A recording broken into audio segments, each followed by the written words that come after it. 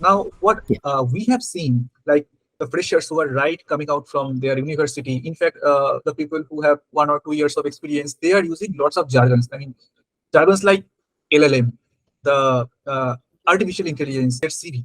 Now, if you get those kind of CVs or those kind of resumes, how do you tackle? I mean, what kind of scenarios you put in front of them to filter it out?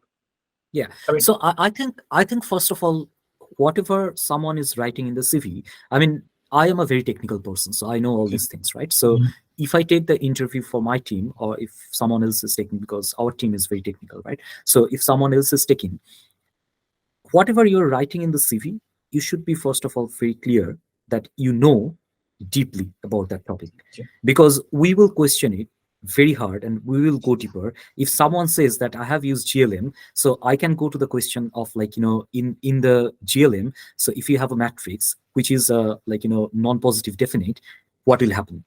So I can dig deeper like that. So whatever you are writing in your CV, you need to be very clear, and that you understand, and you are able to answer all the questions out of it.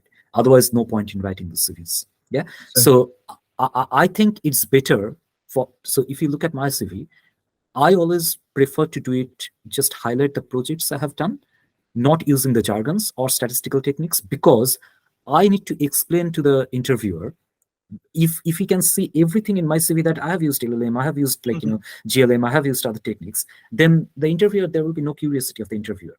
But rather, if you say that, okay, so I have created, like, I have worked on a project where automatically I have extracted different images from a PDF file. Now I'll be interested to know, how did you do that? So someone will say, I have used this Python library and I have used this technique, image recognition technique, to extract it. Then I'll ask, okay, so what is that model in it? And then I'll ask more questions out of it. So if you just expand everything in your CV, it'll be just like a Bible, and there will be no interest for the interviewer.